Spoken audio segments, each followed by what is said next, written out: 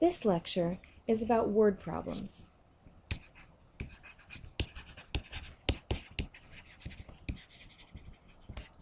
And more specifically, word problems that involve linear and quadratic equations in one variable.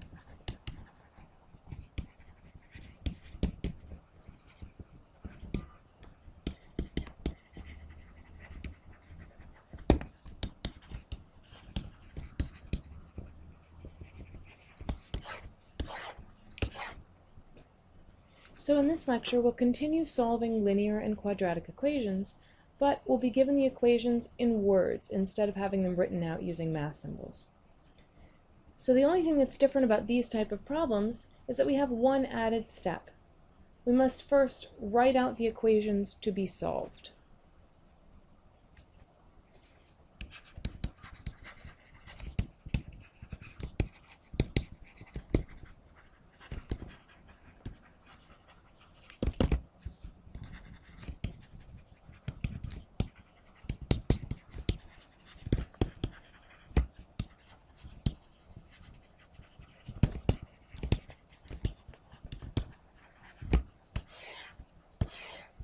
And how do we do that?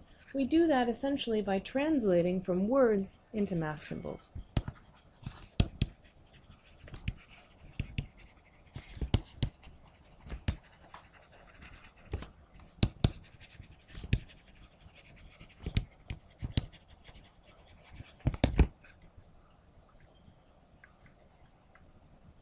So in this lecture, we'll precisely do that. We'll practice taking word problems and translating them into math equations.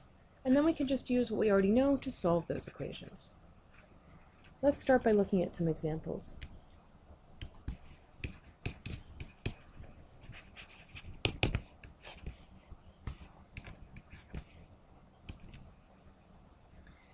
You have 99 feet of fencing.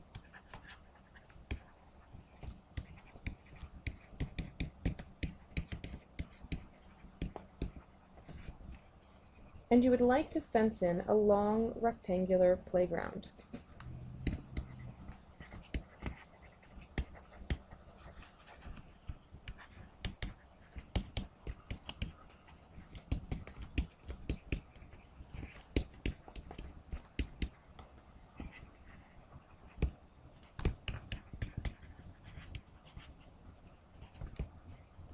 That is twice as long as it is wide.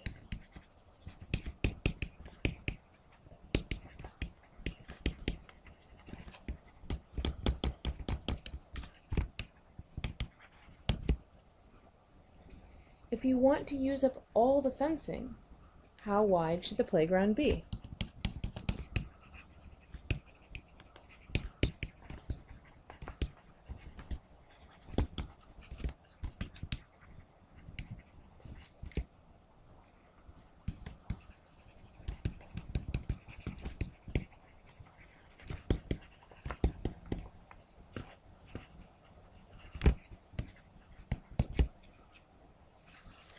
Well, there are several steps we can conduct here in order to try to solve this problem. One of the first things we often want to do with word problems is, if it's possible, we like to draw a picture.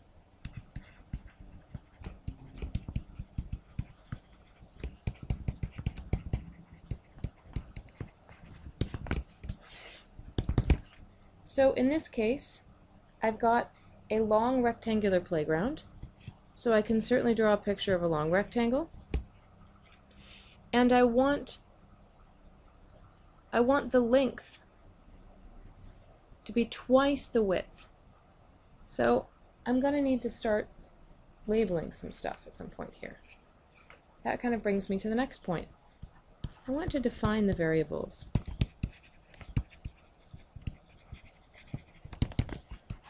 Because I know I'm going to want to solve an equation, I'm going to need to define some variables. What are the things I know, the things I don't know? Well, I know the total amount of fencing. And what is that really? The total amount of fencing is 99 feet. And what is that? Well, the total amount of fencing is the total amount of fence I can put around the outside of this rectangle, so that is actually the perimeter of the playground.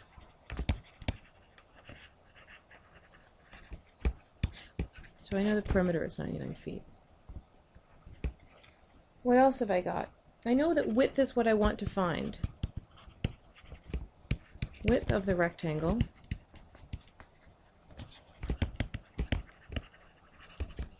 is what I want to find. So I need to give it a variable name.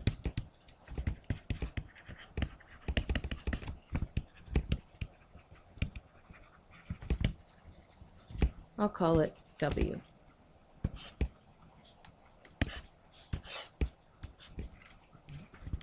Because it's the unknown, it's going to need to have a variable somewhere in the equation that I'm going to have to solve for. Now, length should be twice the width.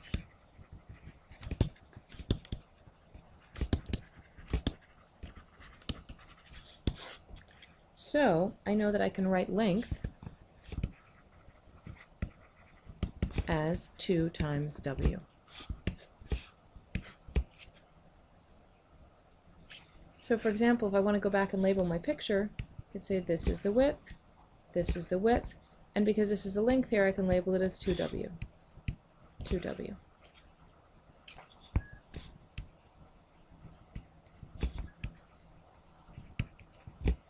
Okay. Now I want to be able to use either formulas I know or create my own formula to put all these variables together.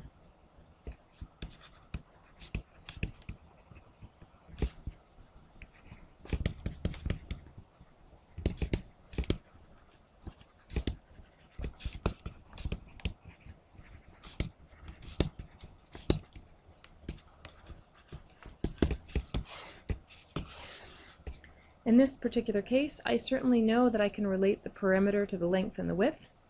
The perimeter is what I get when I add 2 times the length and 2 times the width together. Or I could just look at the picture and see the perimeter is what I get when I add all of the sides. So I could add W plus 2W plus 2W. So there's several different ways to write it.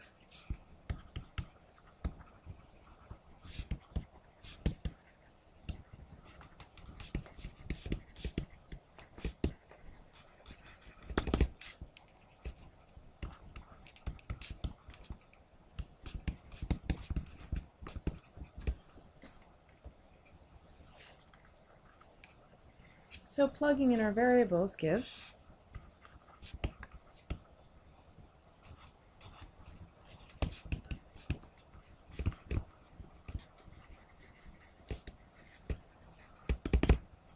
our perimeter we know is 99. 2 times the length, well we know the length is 2W, plus 2 times the width, well we're just using W for the width. Now notice, now we have an equation with W as the only variable. So we could solve this equation in order to find out what the width is, and that's precisely what we're supposed to do here. But this is the only new part. Once we've done this part, this is now a problem where all we have to do is solve for W. We've now taken a word problem and turned it into just a standard algebra problem. So for example, if we wanted to solve this,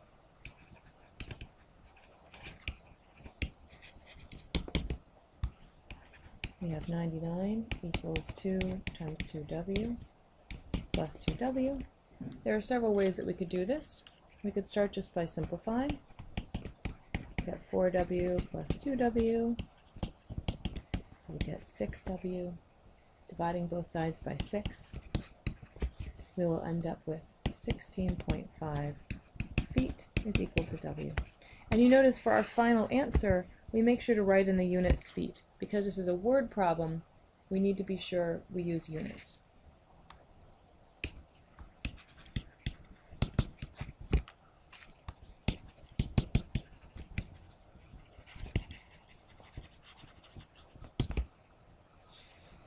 So with word problems, once we get our answer,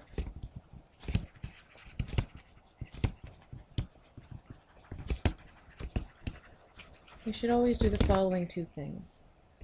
One, we should always include the units, right? So for example, feet seconds, dollars, etc. And 2, we should always check our answer for reasonableness.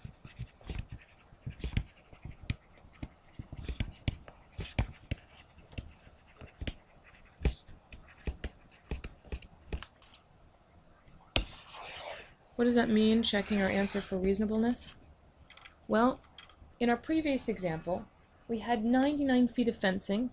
It needed to go around a whole rectangle. And in the rectangle, the length was twice the width. So we should ask ourselves, if the width is 16.5 feet, does it seem feasible that having the fencing go up the 2 widths and along the 2 lengths could add up to 99 feet? That seems reasonable. You know, what would be some things that would not be reasonable, for example?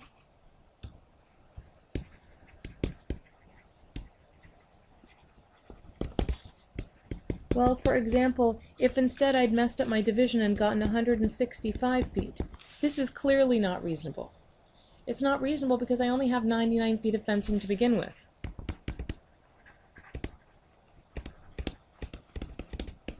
So I can't have one of the sides of the rectangle be 165 feet. There'd be no way that that would work.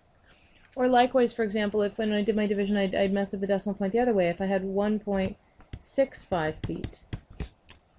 If I've got 99 feet of fencing, and the length is only twice the width, only using 1.65 feet of fencing on each width, and then even if it's double that on the length, that's not going to be anywhere near 99 feet of fencing. This is clearly too small. For example, if I had actually gotten 165 feet and then stopped to think about whether it was reasonable, I would notice that I must have made a mistake somewhere. And so I would have been able to catch the fact that I forgot the decimal point when I was dividing, for example.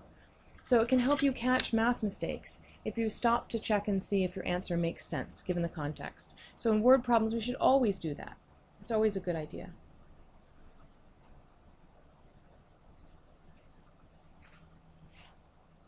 Let's look at another example.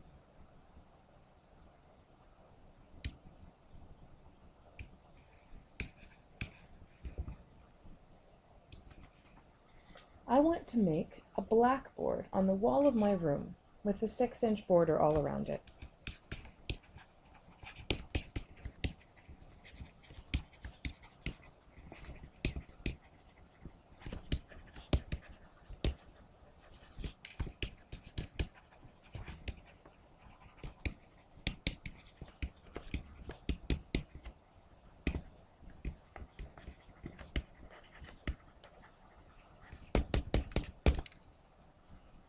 I'd like the whole length of the blackboard, including the border, to be about 5 times the total width, including the border.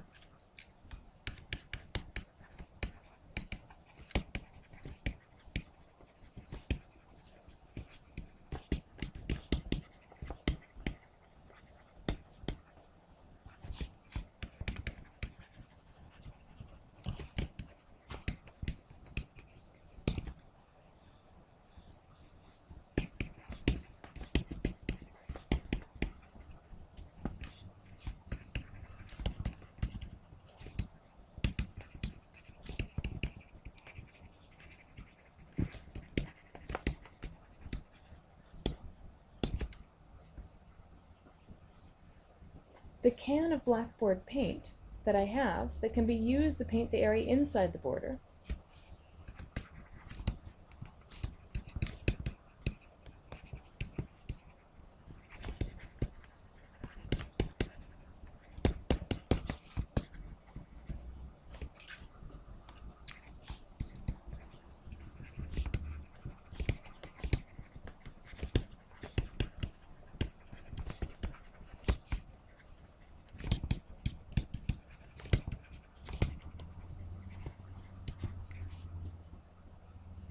says that it will cover 9 square feet of wall space.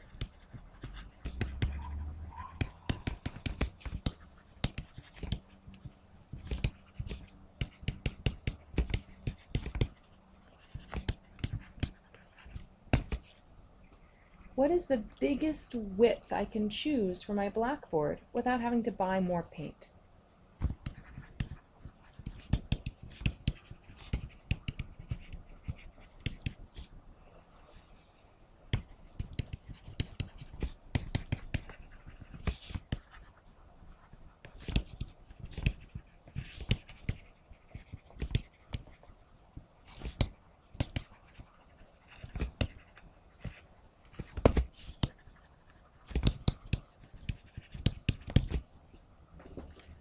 Well, again, I'm going to start out by drawing a picture.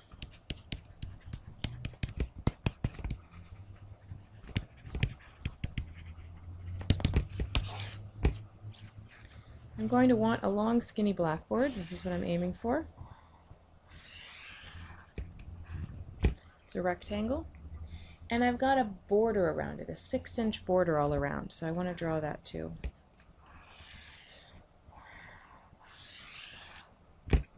Okay, so I know that's 6 inches. That's 6 inches. This part is also 6 inches. And this part is also 6 inches. Same thing over here, 6 inches, 6 inches, 6 inches, 6 inches. Okay, I may have overlabeled, but now at least I have a good idea of what's going on. Okay, and I want the length to be 5 times the width. So I know already I could label this the width, this is the width, and the length I want to be 5 times the width. And just to be clear, the width includes the border. Okay. Now let me define my variables.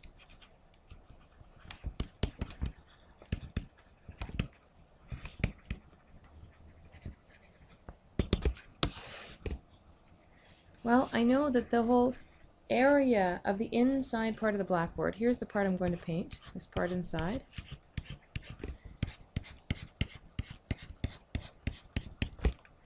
I know that it says I can cover 9 square feet with the paint. So I know that the area here is 9 square feet. So area of the inside is equal to 9 square feet. So that's one quantity that I know.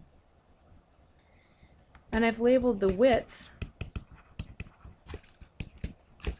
with the frame, which is what they've asked me to find. I'm just going to label as W. This is what I'm looking for. So I need to give it a variable name. That's what I'm going to solve for. Then I have the length of the frame, the length of the blackboard, again with the frame. And I know that's 5 times the width, so I can write that as 5W.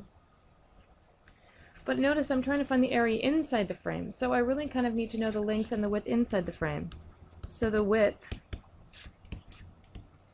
without the frame, how do I find that?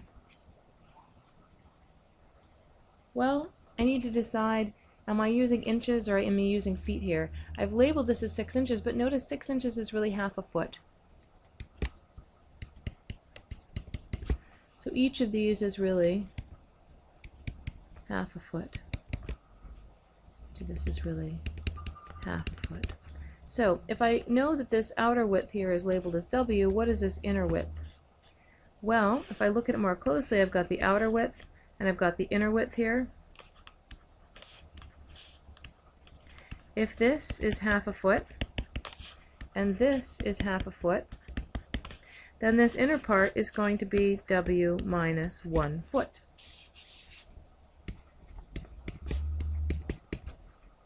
That's in feet.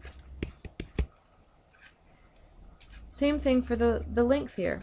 If this is half a foot and this is half a foot, then what is the area in the length of the inner part here? Well, that's 5W minus half a foot minus half a foot. So it's really 5W minus 1 foot.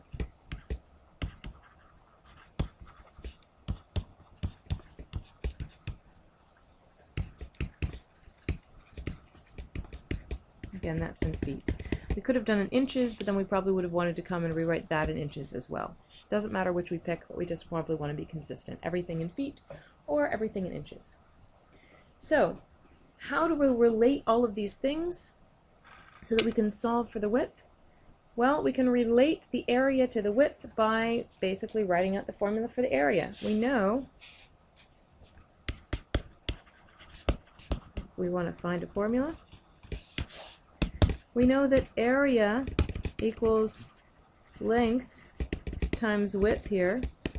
And we know since we have the area of the inside, we're going to need to find the width and the length of the inside. We're going to need to multiply those together. So here the area, or 9 square feet, is going to be equal to the width of the inside, which is W minus 1, times the length of the inside, which is 5W minus 1. So this is the equation that we're going to need to solve.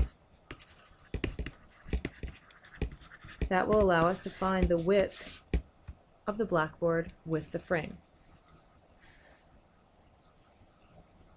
So that's what I'm looking for.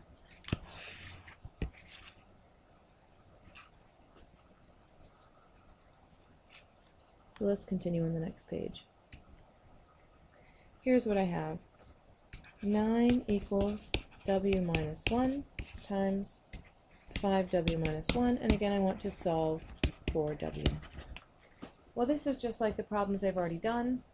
All I need to do is simplify it out. This is clearly a quadratic equation because I know when I multiply things out I'm going to get a W squared, so I'm going to need to multiply everything out, move everything over to one side so I have a 0 on one side, then I can use a zero factor property by factoring one side, setting each side equal to 0, and find out what the answer is.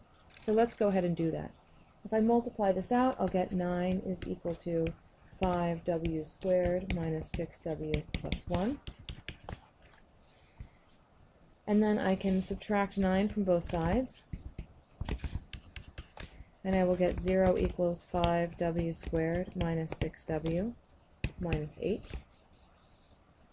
I need to factor this. I can factor this by grouping, by rewriting it as 5W squared minus 10W plus 4W minus 8, and then I can group the first two and the last two things together.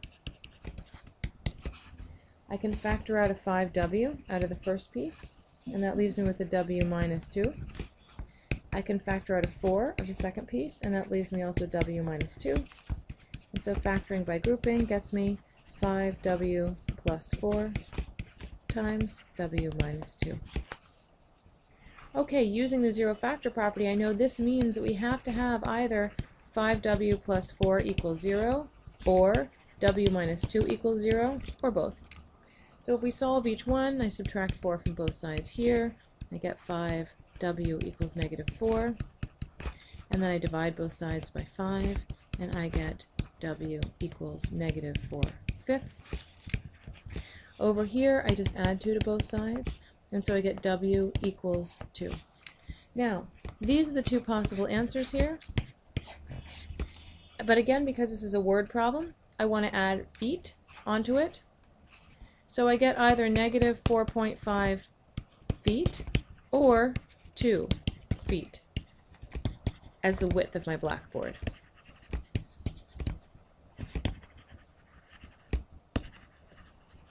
So I've added my units, I can check that off, but now the question is my answer reasonable?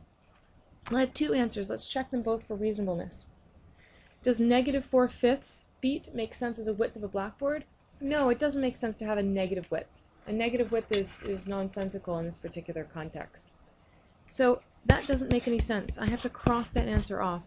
Even though it was one solution to my equation, it doesn't work in this particular case. What about 2 feet? Is 2 feet a reasonable answer? Well, yes, it seems reasonable that I could have a blackboard that's 2 feet wide, and then it would be 10 feet long. Does it seem reasonable that it would have an area, a square footage on the inside of the frame that's 9 square feet? It seems like it might be reasonable. It seems about right. So the only possible answer is 2 feet as the width of my blackboard. And I've checked that that does seem to make sense. That seems to be reasonable. Let's try one more example.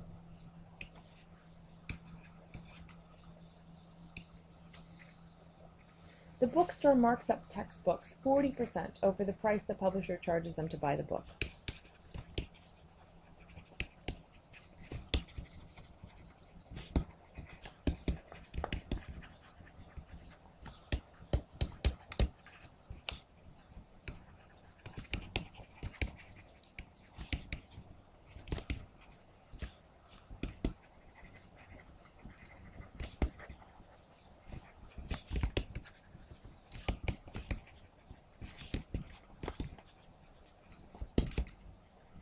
If your math book cost you $101.50,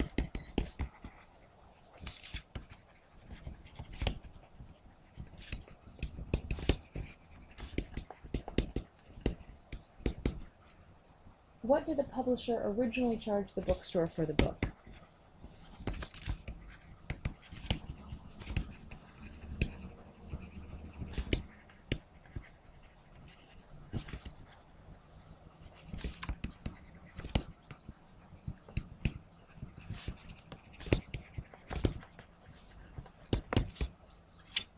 Well, again, let's go through the steps.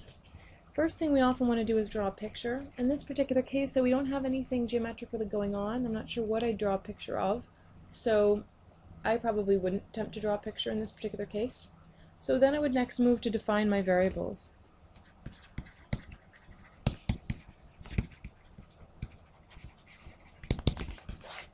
What do I know? I know that the percentage increase is 40%.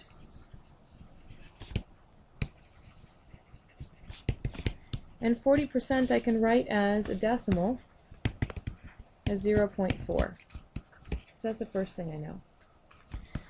The original price is what we're looking for. I don't know what that is.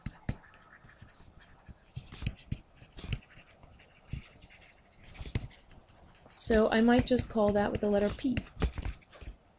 This is what I want to know. That's what I'm going to solve for. And I know that the final price is $101.50. So now I need to come up with a formula or an equation that relates these things together. That relates a percentage increase, the original price, and the final price. Well, there are some different ways of writing this, but I know essentially that if I have the original price and I add it to the original price times the percentage increase. In other words, in this case I take 40% of the original price. If I add them together, I then get the final price. You may notice the original prices in both places here. We could also, if we want to get creative, write this as 1 plus the percentage increase times the original price equals the final price. Just a note. Doesn't matter, either one of these is fine. Just note, what does this really mean here, this particular equation? It just means that if you want to calculate the increase on a price, you multiply the percentage times the original price that you had, and then because that's an increase, you have to add it to the original price. So that's what we're doing here. We multiply by the percentage, we add it to the original price, that gives us the final price. We're just writing out an equation that explains that process. So let's plug things into that equation. Again, it doesn't matter which equation we use. In this case, we have the original price is P plus 40% of P, that's the percentage increase, equals the final price, which is 101.50. Even put the dollar sign on it if I like. If I add this together, I get 1.4 P equals 101.50, and I can solve for that by dividing both sides by 1.4. I won't do the long division here, but if you do the long division, you'll find out what do you get. You get $72.50 once you divide 101.50 by 1.4. I've put my units on by putting the dollar sign here. The second thing I should ask is, does this answer seem reasonable? So again, does it seem reasonable to have started with $72.50? If you increase the price by 40%, does it seem reasonable that you end up at $101.50? That seems not too bad. That seems like it could work. I'm not positive it's completely correct just by using my sense of common sense, but I know, for example, if I had done my division and gotten $725, that couldn't possibly be right. If I got $725 as the original price, and then I increased the price by 40% and got $101.50, that can't possibly be right. I have to get it, when I increase it, the number needs to go up, not down. Likewise, if I had accidentally put the decimal in the wrong place and gotten $7.25, increasing $7.25 by 40% wouldn't get me all the way up to $101.50, so that wouldn't seem reasonable. So I can definitely catch some of my mistakes by checking for reasonableness. So these are just some of the examples that you can encounter when you see word problems. But notice that all of the examples used essentially the same procedure. First, we tried to draw a picture of what was going on, if it was something where a picture could represent the relationships. The next thing we did was just try to identify what are the quantities that we know and the quantities that we don't know. For the things that we don't know, we give them some sort of variable representation, or represent them with a letter. For the things that we do know, we just name them, identify what they are. Once we've named and identified the quantities that we have, the knowns and the unknowns, we just need to write a formula to relate them together, some sort of equation. Often we can do that by using equations or formulas that we already know for things like area or volume, or sometimes we can write our own. If we've drawn a picture, a geometric picture, for example, sometimes we can come up with our own equation just by looking at the relationships in the picture. So now we're all set to do the homework on word problems in linear and quadratic equations.